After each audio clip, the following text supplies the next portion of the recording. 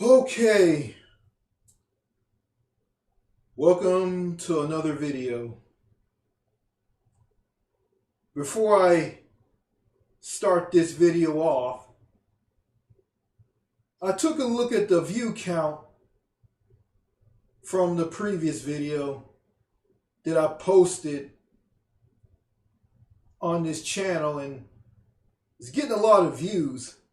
I think it's past the 500 mark of views, and it's continuing to get a lot of views. I don't know if it's stopped or the view count, it just keep coming. So this video is being viewed a lot, and I'm thinking to myself, maybe I should do a follow-up video to that. So it's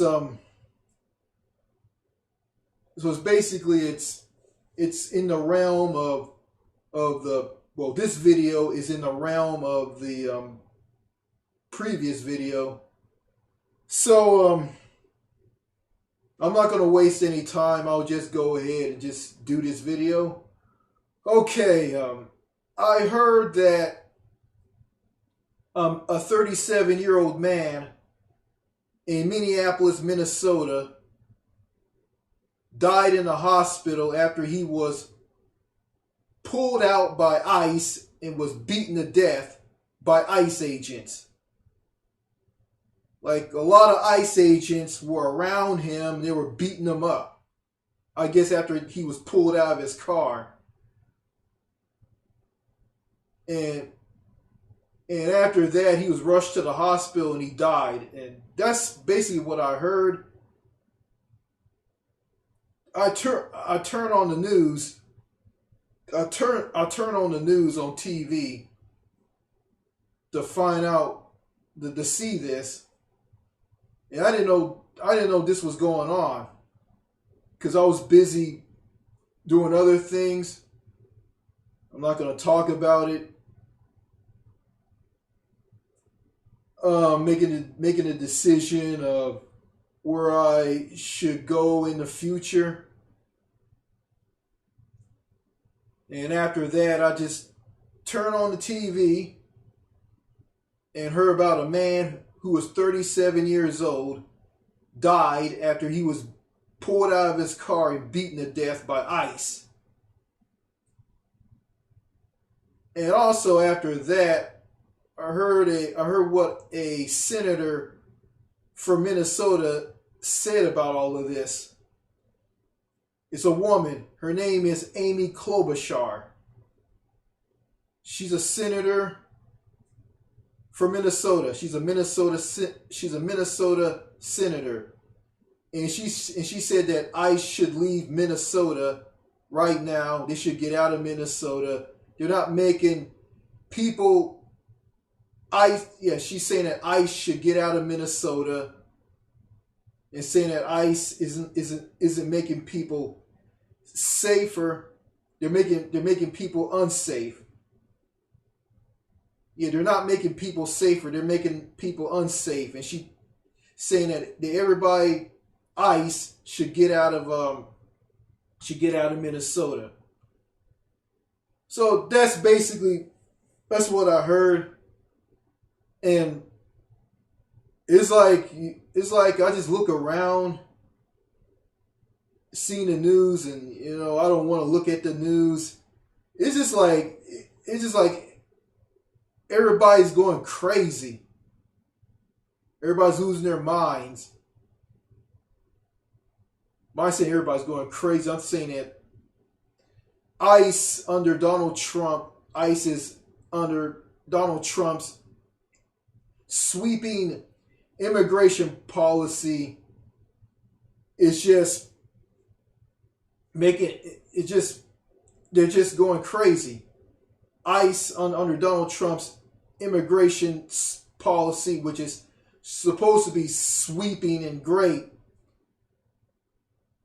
they're just going nuts, yanking people left and right.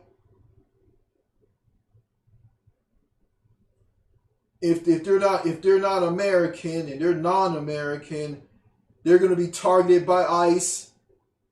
They're going to be pulled out, beaten to death, shot and killed, or left to die at a hospital. No, I'm sorry, folks. I'm just struggling to speak here, so forgive me. I'm trying to keep my train of thought here. Trying to keep the train of thought here. It's just like it's like ICE is just going nuts. It's like they're lawless. They're just running left. They're just running around left and right, just yanking people out of their cars, shooting and killing them, beating them to death, or leaving them to die at a hospital. And all of this, it's the fact that all this is happening because of one man in the White House, Donald John Trump.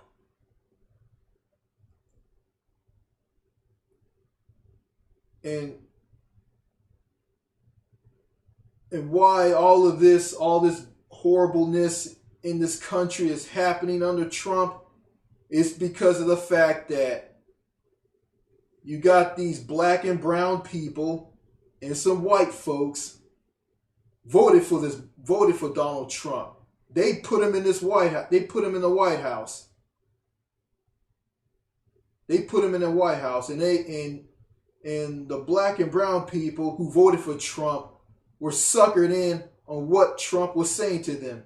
He's saying that Kamala Harris will take their jobs away if she become president. Well, Donald Trump is president, and he took their jobs away, and he did.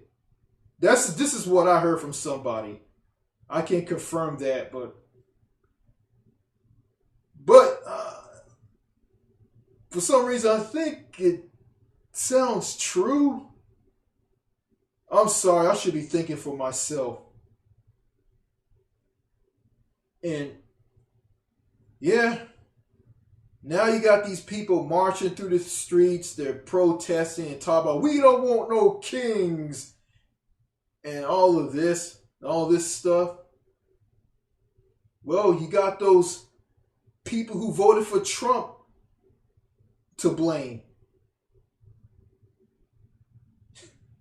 So, I don't want to talk about this anymore. So, like I said, people who voted for Trump here in the United States, they dug a hole for themselves or dug a grave for themselves, and they got to lie in it. Okay, hope you guys see me. You guys see me? I got some lights that's shining on me so you guys can see me. I hope you guys can see me. Yeah, I'm using the HP Slate 7 tablet with its camera again. Yeah, the same thing that I used in the previous video. So okay, you saw that title. Okay, yeah, you saw the title to this video. So let me go ahead and get started. All right, Donald Trump,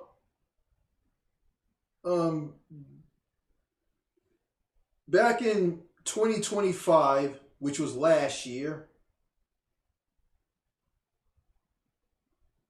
he said he wants Canada to be the 51st state. Then he wanted Greenland to be part of the U.S. for security reasons. He wanted to take back the Panama Canal. And he renamed the Gulf of Mexico the Gulf of America. But I want to focus on Canada and Canadians, their situation with Trump. So it's about the talks of Canada becoming the 51st state. I know this is old, and this video is all about Canada, so I'm going to go ahead and read something that I found online. Okay, here it is. Whatever it is wrong for a Canadian to call Americans arrogant, ignorant, and part of MAGA in response to Donald Trump's rhetoric about making Canada the 51st state is a matter of perspective heavily influenced by political option rather than objective fact. Based on current events as of January 2026, there is a significant documented tension surrounding this issue. Content of the remarks. Donald Trump has repeatedly suggested that Canada should become the 51st U.S. state, a move he linked to tariffs, calling it a way for Canada to achieve tax savings and security, while labeling himself not to be trolling. He has also used this to mockery, referring to Canadian leaders as governor. When Justin Trudeau was Prime Minister of Canada, he called Justin Trudeau Governor Trudeau, which was just insulting and just absolutely ridiculous. Crazy. Canadian reaction. These comments have been widely viewed in Canadian reaction. These comments have been widely viewed in Canada as disrespectful, condescending, and a threat to sovereignty. A 2025 Angus Reid Institute poll indicated that 55% of Canadians felt anger, and 37% felt betrayed by these types of threats. Use of labels, arrogant/ignorant. Many Canadians and observers have viewed the 51st state remarks as reflecting a lack of understanding or respect for Canadian sovereignty, leading to accusations of arrogance and ignorance. MAGA. Associating this rhetoric with the MAGA, Make America Great Again movement, is a direct reference to the political base that supports Trump's America First policies and his trade actions against Canada. Conclusion on wrongness. From a Canadian perspective, many would consider such a reaction justified anger against a perceived threat to national identity and economic stability. From a U.S. MAGA perspective, such language would likely be seen as unfair generalization, as supporters may view the rhetoric as American first, strength, or economic negotiating tactics rather than arrogance. Ultimately, using such labels is a form of political rhetoric that reflects deeply polarized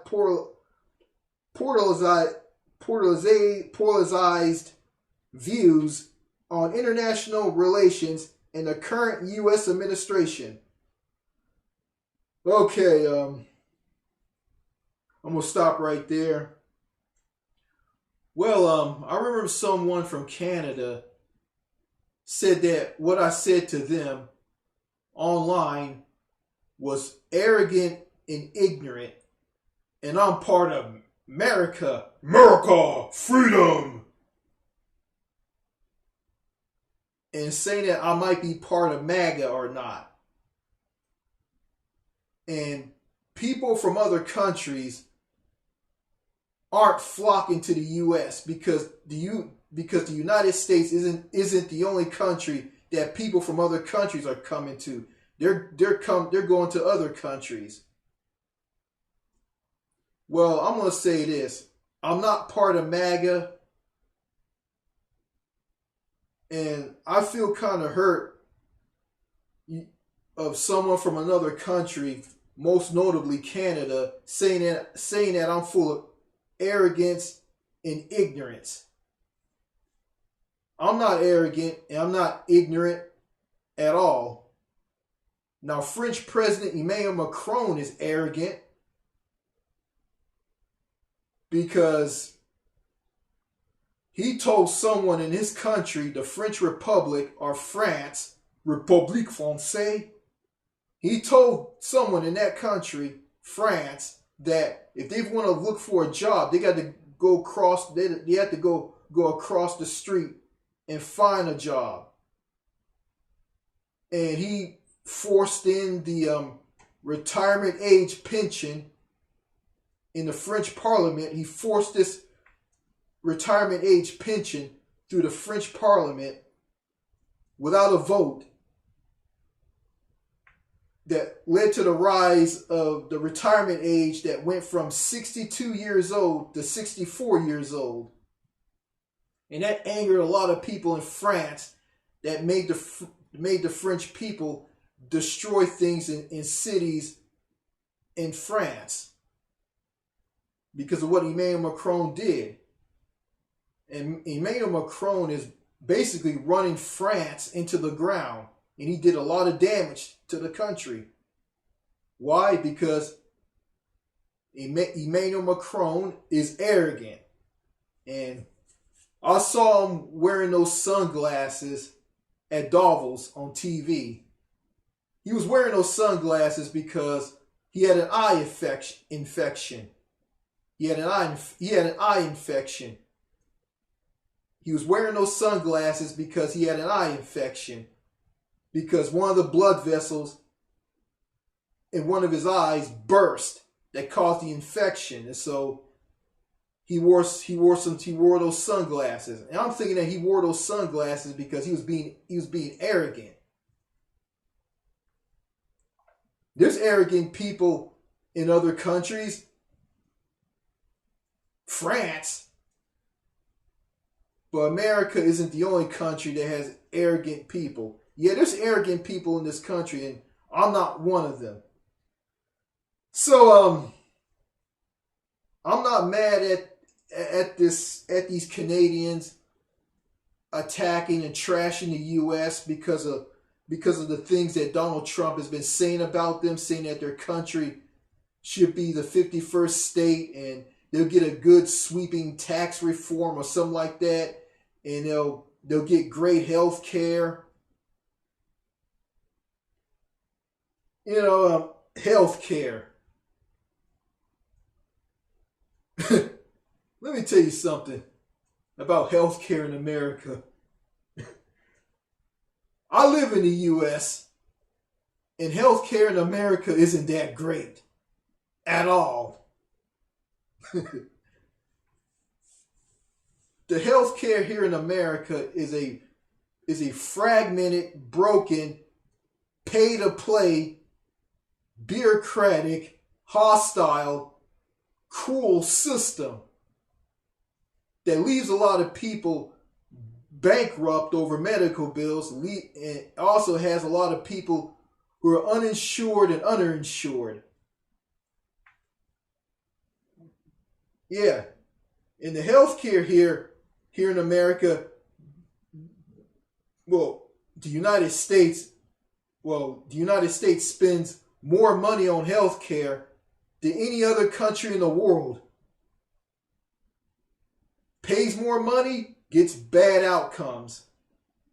And if Canada becomes part of the U.S., and it will never, ever, ever be part of the U.S., it will never be part of America, I think Canada should remain an independent country, a Commonwealth nation, and a G7 country. Canada should be that. remain that. But if Canada was to become part of the U.S. and it becomes part of America, Canada will give up all those great programs. Well, not great programs. I'm gonna say this: Canada will give up universal health care for medical bankruptcies. That's what will happen. Canadians will feel the pain that Americans feel on health care here in the US of A. But I didn't come on here just to disrespect Canada. I never disrespect any country in my entire life. I never put down any country. But I criticize some countries in the past on this channel. I criticize Canada in older videos on this channel, and I have. It's the lack of social or human connection, and Canadians stabbing people in the back once you're friends with them, once you're cool with them. And I'm going to read something that will back up my claim. Okay, here's some claims about Canada. Found something online. It's from somebody. I'm not going to say their name. Okay, let me read what they said. It is a nightmare just how bad socially life and society are in Canada. It is really bad here in Canada, and I hope to escape sometime soon. Canada is just a colder version of America with a free healthcare system that is worse quality than what most third world countries have. That is what sums up Canada pretty much. The obsession of Canada by people outside of Canada either. It is a disappointing country. North America is becoming a big hole indeed. Although US is not the greatest place, Canada sucks even more, as it is an even worse version of California, except that it is very cold. Passive aggression is a huge thing in Canada. What scares me is how someone can easily stab you in the back in Canada after you were cool with them. Of course, not all Canadians are like that, but unfortunately, I find it way too common, but not surprising, especially as political correctness is huge in Canada. Ethnocentrism is not a surprise in Canada, as there is not much about Canadian culture that I can think about. All I think about when I hear the word Canadian culture is hockey, poutine, Tim Hortons, maple syrup, and maybe a couple other minor things that don't make much of a difference, like free health care. Even though most countries including third world countries like mine, have free health care, but have an even better healthcare system than Canada's healthcare system. Have no idea why people think having a healthcare system worse than third world countries is something to be proud of. Not surprising, ethnocentralism would thrive in a country like Canada, as the culture isn't that rich compared to others like Europe and Asia, as well as Latin America, etc. Two countries are way too prideful. I always wonder what they are that proud about, especially nowadays. Crime has gotten out of control because police don't do anything, especially here in Canada, where the police will tell you to leave your car keys at your front door as a response to the massive increase in carjackings. Society is cold, militaristic, rude, and distant in both US and Canada. It will continue to get worse as years go by.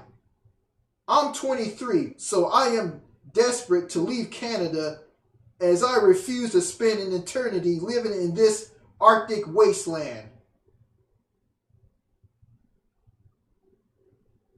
I agree with Chinese Canadian friend that said that Canada's an even more flawed version of the States on crack/cocaine, as it really is trying to copy a failed society but making it a lot more worse.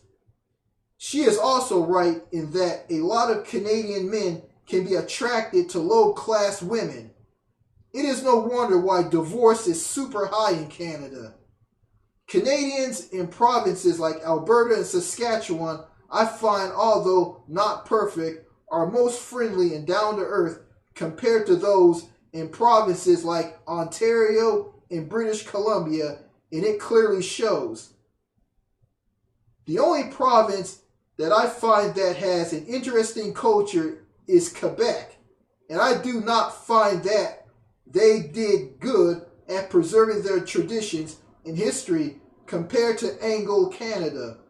Although Quebec isn't perfect, they definitely stand out well for Canada's standards and aren't as bad as provinces like BC and Ontario, which are incredibly mentally toxic places to be in.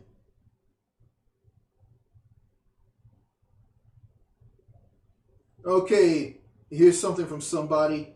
Alberta, Saskatchewan, and Quebec sounds like the better parts of Canada. I like Quebec. It has culture compared to Anglo-Saxon Canada. With the people being down to earth and social in Alberta and Saskatchewan, you can talk to people, make friends, and find that special woman as a single man. Okay. Yeah, so what I just read, Canada isn't that great of a country. Yeah, their health care is failing because it wasn't fully funded. And that's why they have grueling wait times, and that's why a lot of people are put on a waiting list. A woman in British Columbia was put on a waiting list because she had a cyst in her ovaries. And she went to get care for that, and she was put on a waiting list. And also, she went to get care to be put on and end up being put on a waiting list. And also in BC, an old man was scheduled for knee surgery by his wife. His wife scheduled him for knee surgery. The old man. And he was put on a waiting list. I don't know what happened to the woman with the cyst. I think she died. And also I heard this, also in British Columbia. This is terrible. A 9-year-old girl with some type of disability, her medication was halted by Premier David Eby.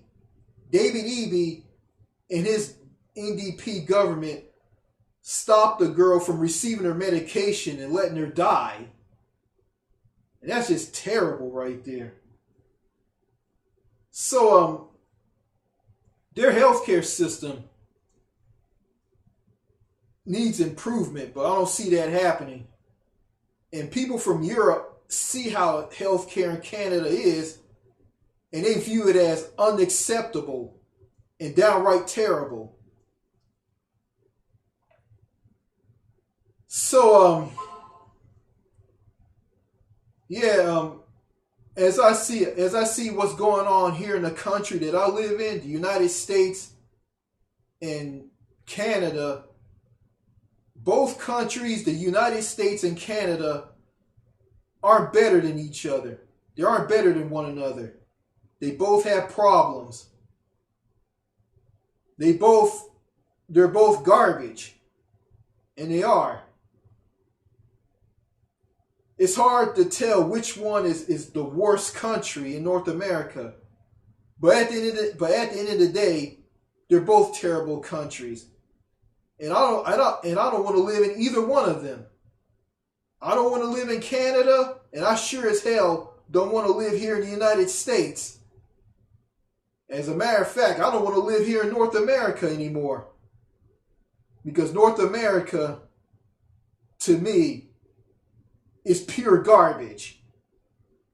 And plus, the US and Canada, they both have something in common. They both lack social or human connection. And they do.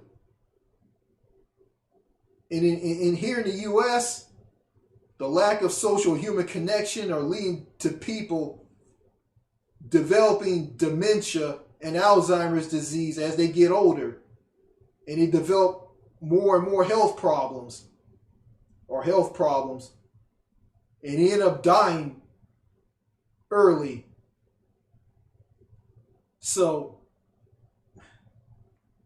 yeah, and people, Americans nowadays are so private, and they're so suspicious of others, and they shut people out, and they don't want to have anything to do with people. Americans ignoring other Americans, and Americans don't want to have anything to do with Americans. They want to be in their own little bubble. It's like this. If you talk to an old black American couple, you talk to them, they just ignore you. And the wife will start singing a song by Tina Turner. So, what's the point in living in North America? North America sucks. I'm just going to say it. It flat out sucks. You know, and someone says this, you gotta grow, and when you get older, when you get in your 40s, you gotta grow and be mature and stop doing the things that you used to do when you were in your 20s and 30s, and grow up and be a mentor. And this is from somebody who said this, who goes around, laughs at people, bashes them, and makes fun of them. You can't grow up and be a mentor if you go around and doing stuff like that. And this person said, I don't want my nephew to see porn and adult-oriented stuff and blah, blah, blah, blah, blah. And I'm ashamed that I used to run around and chase women.